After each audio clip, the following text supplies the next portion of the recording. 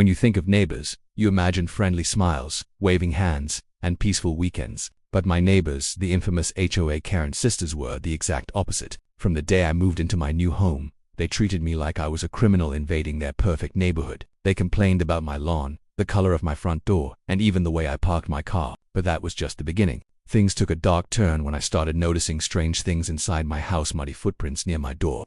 Things slightly moved, and even the smell of their cheap perfume lingering in the air. It didn't take me long to realize the truth. The Karen sisters were breaking into my home whenever I left. They claimed it was for HOA inspections.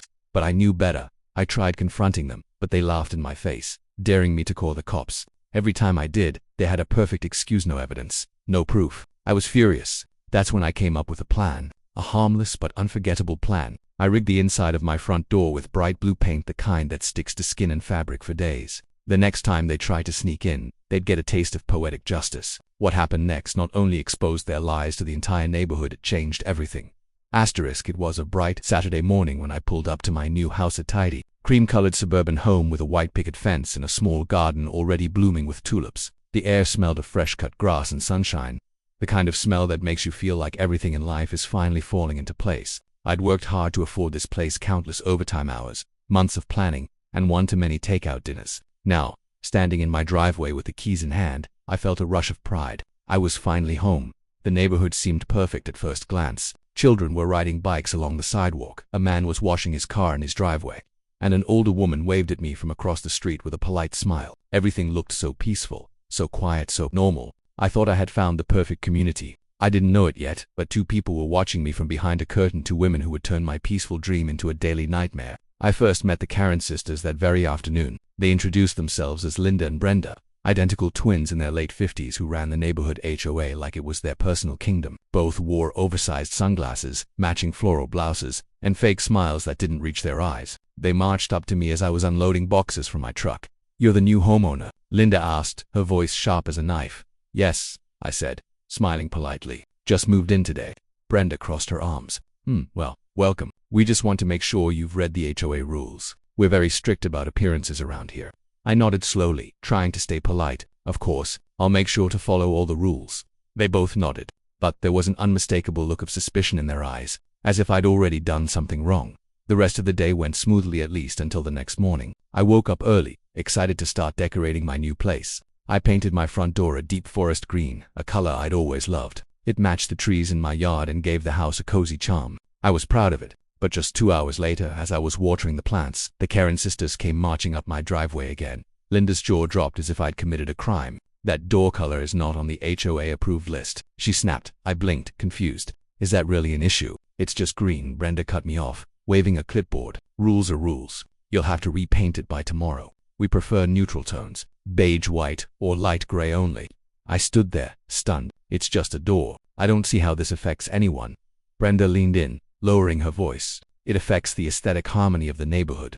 I wanted to argue, but it was my first weekend here. I didn't want to start a fight, so I sighed and nodded. "Fine, I'll look into it." They walked away smugly, satisfied with their little victory. I remember thinking they were just overzealous rule lovers, the kind of neighbors who had nothing better to do. I had no idea how deep their obsession ran. Over the next few days, I noticed little things that made me uneasy. My trash cans were mysteriously moved from the curb even though collection day hadn't arrived. My mailbox flag was up, though I hadn't sent any mail. A few times I found my garden tools lying in the grass even though I knew I'd put them away. At first, I blamed my own forgetfulness. Moving stress can make anyone scatterbrained, but one afternoon, as I came home from the store, I spotted Linda walking away from my front porch. She froze when she saw me, clutching a clipboard. "What are you doing?" I asked cautiously. She adjusted her sunglasses. "Just doing a quick inspection. HOA business." "Inspection of my porch?" "Yes," she said flatly. "We like to make sure everyone's keeping up with maintenance." I glanced at my porch. It was spotless. "You didn't ask for permission?" Her lips curved into a smug smile. "We don't need permission. HOA rules allow us to conduct spot checks." I felt my stomach twist. That couldn't be true. Still, I didn't want to make enemies so soon, so I let it go, though unease settled deep inside me. The next week was worse. One evening I came home from work and found muddy footprints on my living room floor. The back door was slightly ajar, even though I had locked it that morning. My heart pounded. Nothing seemed stolen, but a few things were off. My remote was on the counter, my coffee mug had been moved, and the faint scent of floral perfume hung in the air. I called the police, of course. An officer came and took a look around, but there were no signs of forced entry. "You sure you locked up?" he asked kindly. "I'm positive," I said, still shaken. He shrugged. "Could be a simple mistake. Maybe you left it open, but I hadn't. I knew I hadn't." That night I sat by the window, watching the street under the glow of daylight fading into evening. My eyes kept drifting to the Karen sisters' house across the road. The curtain shifted slightly, as if someone was peeking through. My chest tightened. The next morning I installed a small camera by the front door, hidden under the awning. I felt paranoid doing it, but something inside told me I wasn't imagining things. 2 days later, I reviewed the footage. Most of it was normal delivery drivers, a stray cat, a passing car. But at 11:37 a.m., I saw something that made my blood boil. The Karen sisters were on my porch. Linda was fiddling with the doorknob while Brenda kept watch. Then, the screen froze. The footage corrupted. I sat there, staring at the paused frame of Linda's hand on my door handle. My pulse raced. I finally had proof, or at least a piece of it, but somehow the recording stopped right before anything more incriminating. I knew they were doing something. I just didn't know how to stop them yet. That afternoon, I went over to confront them. They were sitting on their porch drinking lemonade, acting like nothing was wrong. "Have you two been near my house?" I asked, trying to keep calm. Linda raised an eyebrow. "Why would we?" "Because my security footage shows you at my door." Brenda laughed, a shrill, fake laugh. "Oh, don't be ridiculous. We were delivering HOA notices. Maybe your camera malfunctioned." Her tone was too casual, too rehearsed. I left before my temper could get the best of me. But I knew one thing for certain: they weren't going to stop. That night, as the sun set over the perfect little houses, I made a silent promise. If the Karen sisters wanted to play games, I'd play too, but on my terms.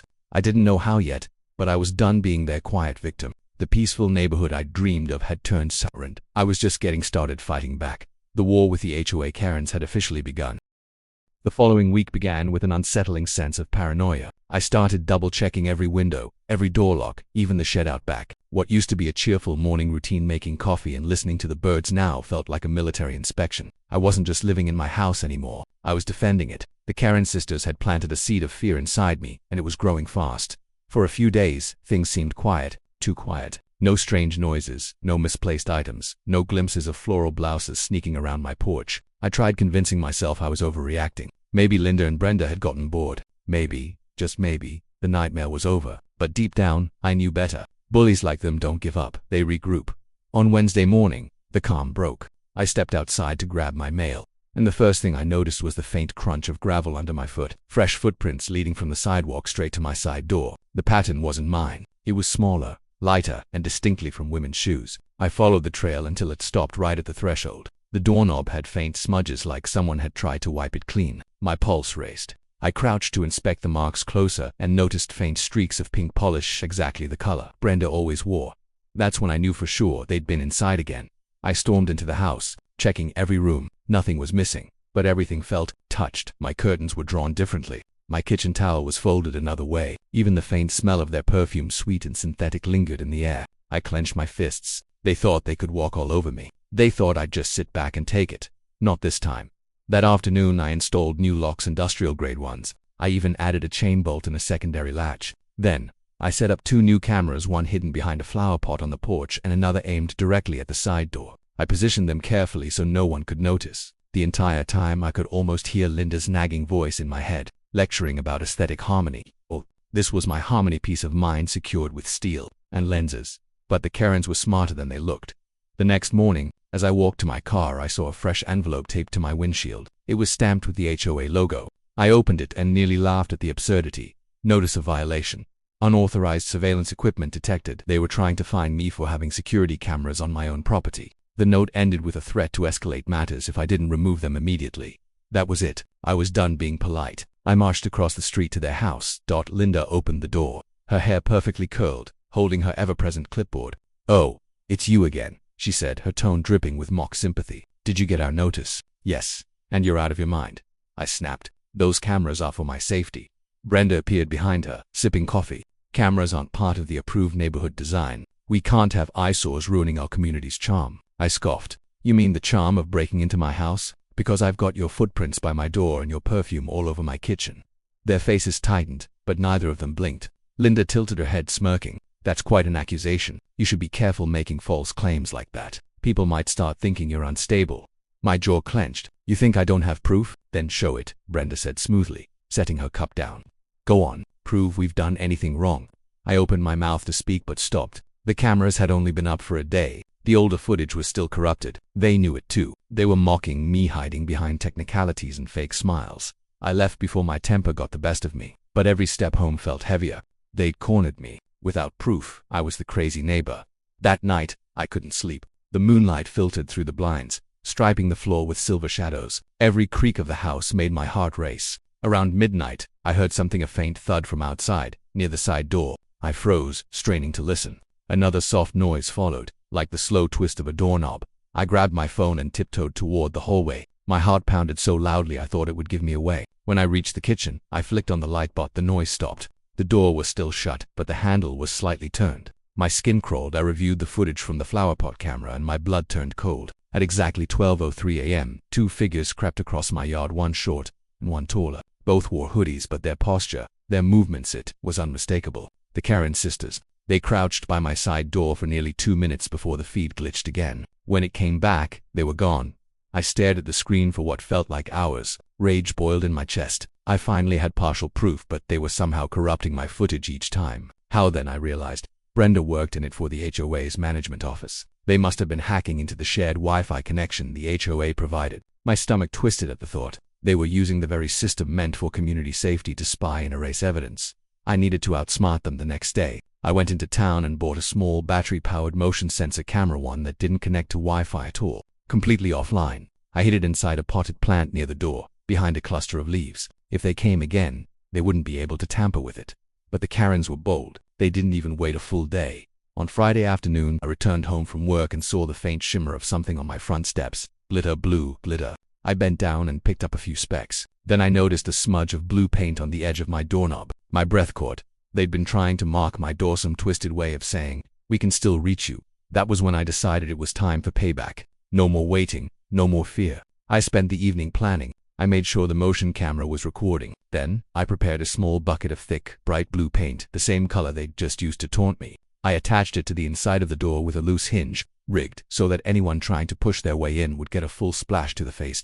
As I worked, the sun began to set, painting the street gold. The neighborhood looked peaceful again, kids playing, sprinklers misting over lawns, but I knew better now. Beneath that perfect surface lurked rot. By the time I finished, my heart was pounding with adrenaline. It wasn't just about the paint, it was about reclaiming control. For weeks they'd made me feel powerless in my own home. That night I locked my doors, set my camera, and finally went to bed with a sense of calm determination. If the Karen sisters came again, they'd finally get what they deserved, and this time, I'd have every second of it on camera.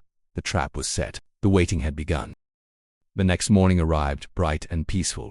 The kind of golden sunlight that makes you think maybe, just maybe, life isn't so bad after all. Birds chirped, lawn sprinklers hissed, and the smell of fresh coffee filled my kitchen. For the first time in weeks I actually felt calm. The blue paint trap was set, the motion camera was hidden perfectly, and I had a quiet confidence that today would finally be the day the Karen sisters got caught.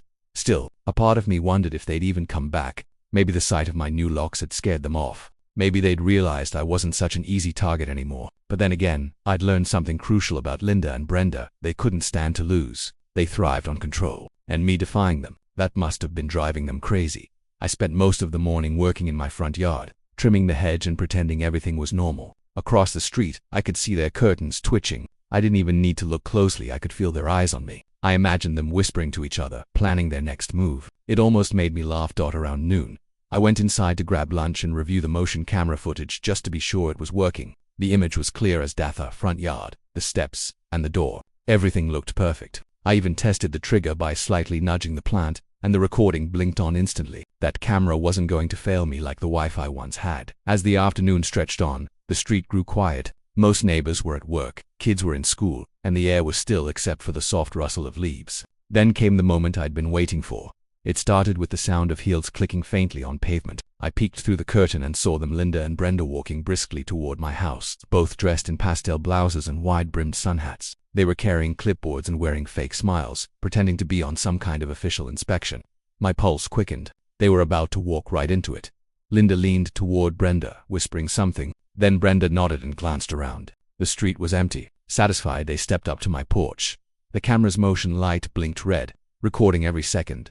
Linda tried the handle first, her hand moving cautiously, as if testing whether it was locked. When it didn't budge, she produced a small metallic tool from her Paquita master key or lockpick. I couldn't tell. Within seconds I heard the faint click of the latch turning, and then a burst of thick, bright blue paint exploded out from behind the door, drenching both women from head to toe. They screamed in shock, stumbling backward onto the porch. The paint was dripping down their hair, their clothes, their faces, every inch of them coated in sticky, electric blue. The sound was glorious. Their shrill yells echoed through the neighborhood as the paint bucket clattered to the floor. I ran to the window and watched, biting back a grin.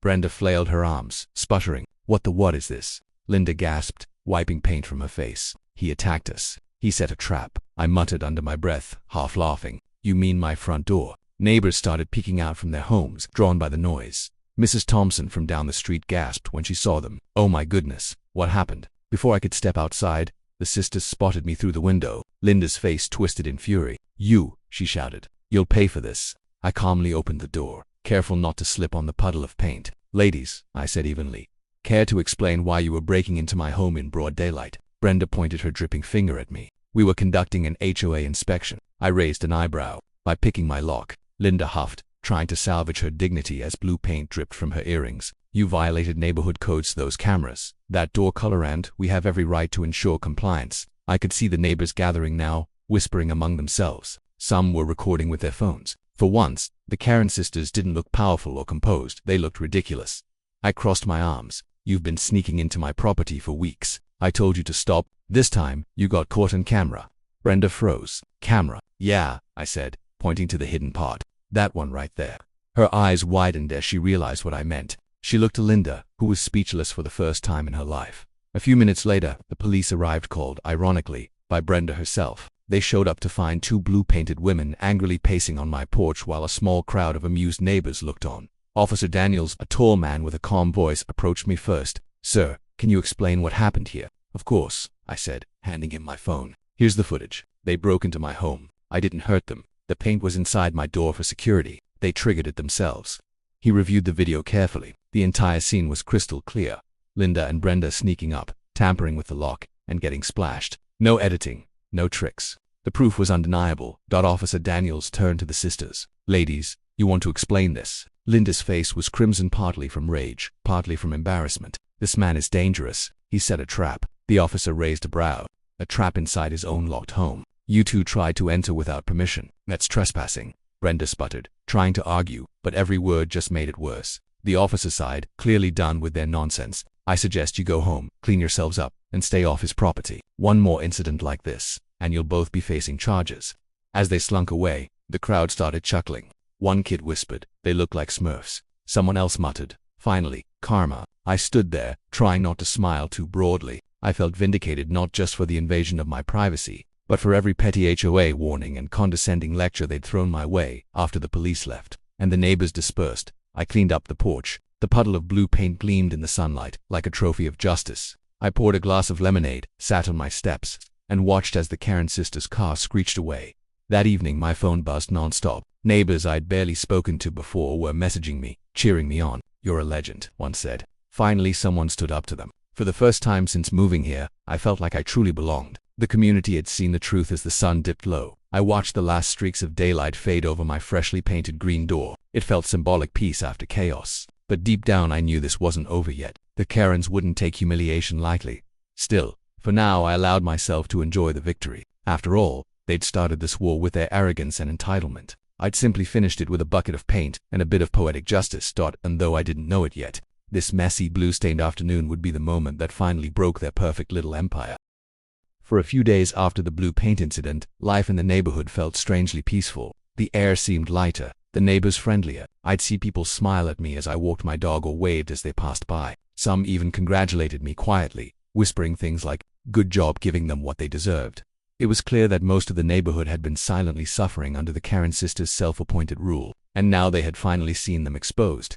But peace, as I would learn, doesn't last long when you humiliate two women who believe they're the queens of the block. By the third morning, the calm began to crack. I found another envelope in my mailbox, this one sealed with the HOA logo again. I groaned before even opening it. I already knew who it was from. Inside, the letter read, "Notice of violation, destruction of community harmony. Due to your recent display of hostile and unsafe behavior toward members of the HOA board, you are subject to disciplinary action, including but not limited to fines, suspension of community privileges, and potential legal review."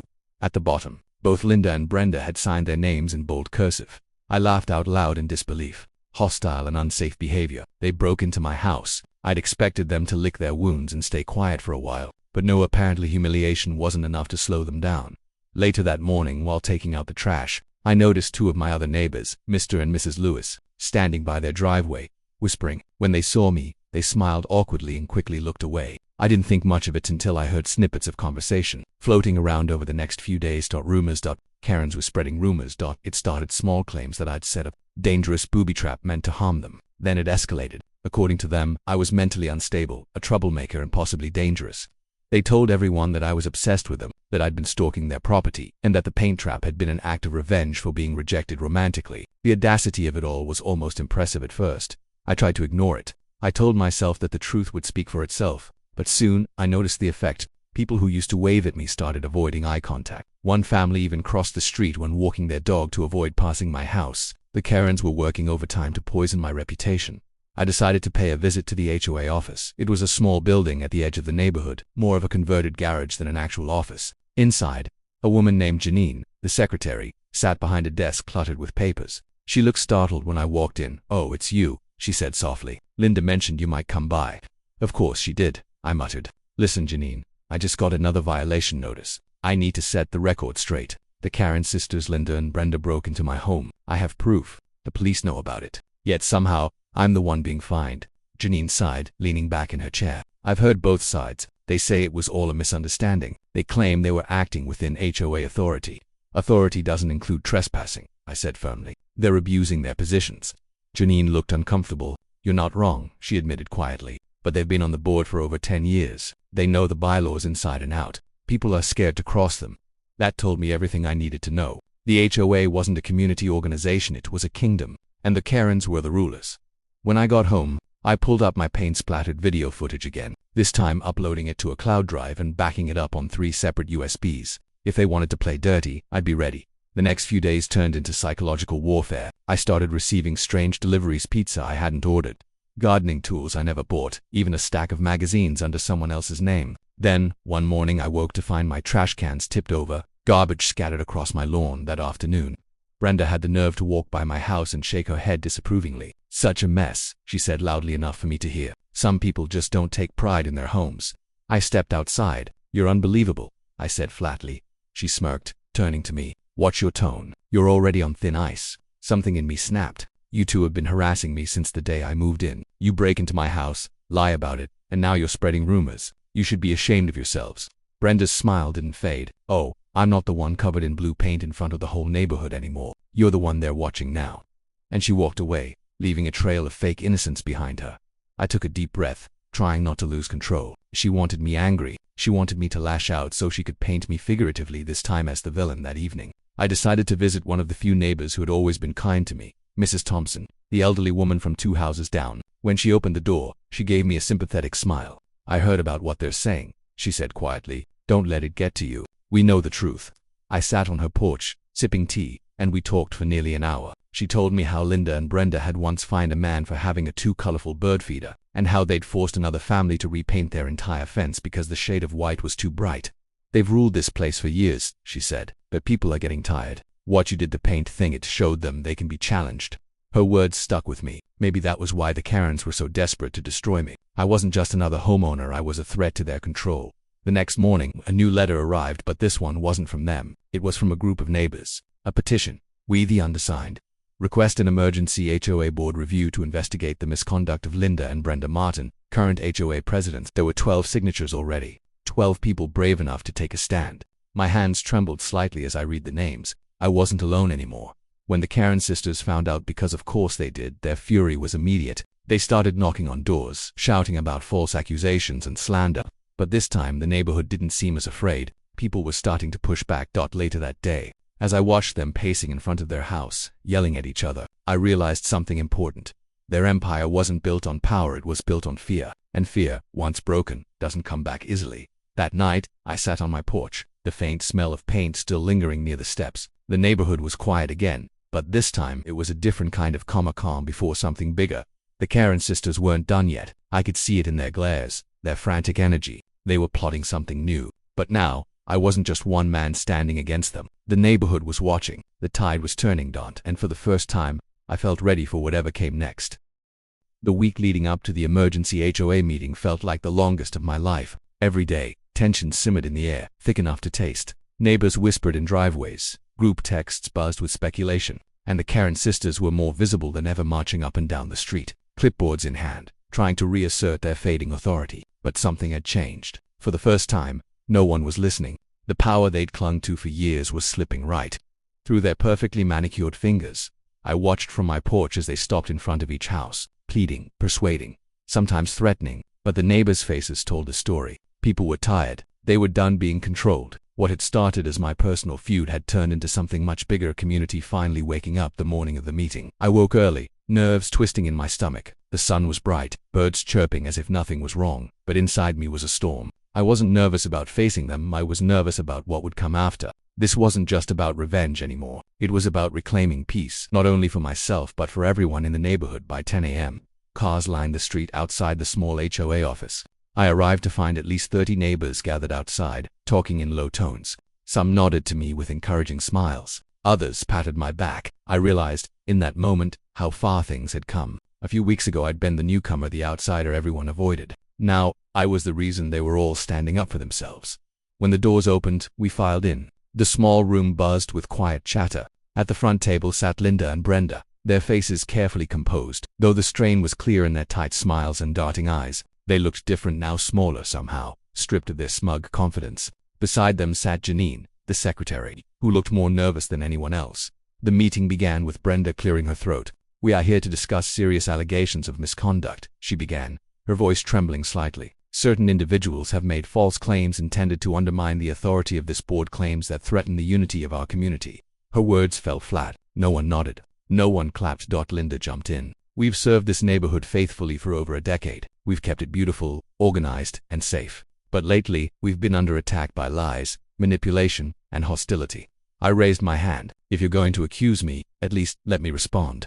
The room went silent. Brenda hesitated, then gestured stiffly. "Fine, you have the floor."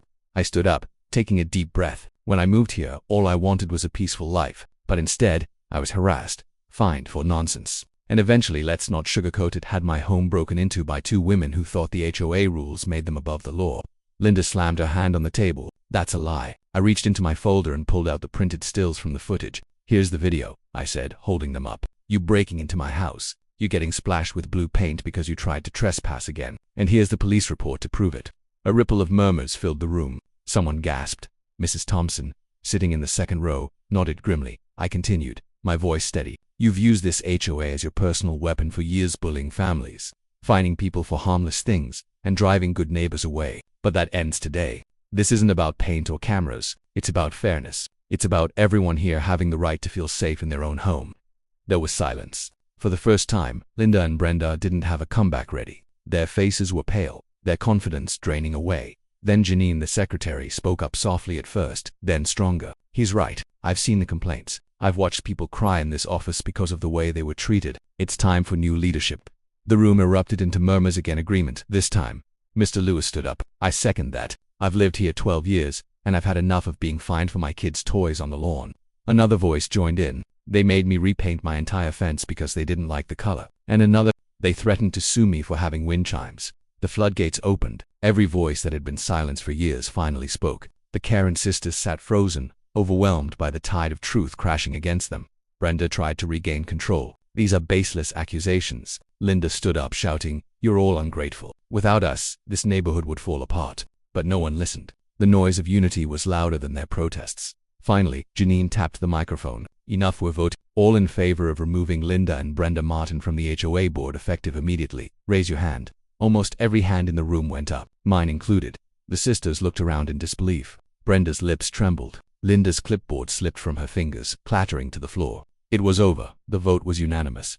Afterward, as the crowd dispersed, I stepped outside into the sunlight. The air felt cleaner somehow. Neighbors stopped to shake my hand, pat my shoulder, and thank me. "You did it," one of them said. "You freed us." I smiled, feeling something I hadn't felt since moving here. Peace. True, quiet, satisfying peace across the street. I saw Linda and Brenda loading boxes into their car, their matching pastel clothes now wrinkled and stained. They avoided my eyes, their pride shattered. They'd lost everything they'd built on fear and control. For a moment I almost felt sorry for them, but then I remembered the nights I couldn't sleep, the times I'd walked into my home feeling unsafe, the humiliation they'd tried to spread. No, this ending was fair. As their car drove away, the neighborhood seemed to exhale. Children played again, people chatted on their lawns, and the tension that had hung over this place for years finally lifted. That evening, I sat on my porch, lemonade in hand, watching the sunset wash the sky in gold. The house that had once felt like a battleground now felt like home again. I'd defended it, stood my ground, and helped an entire community reclaim theirs. Sometimes justice doesn't come from courts or lawyers, it comes from courage, a little patience, and maybe a bucket of blue paint. As the last light faded, I looked at my green front door and smiled. The war with the Karen sisters was finally over. Peace had returned to the neighborhood.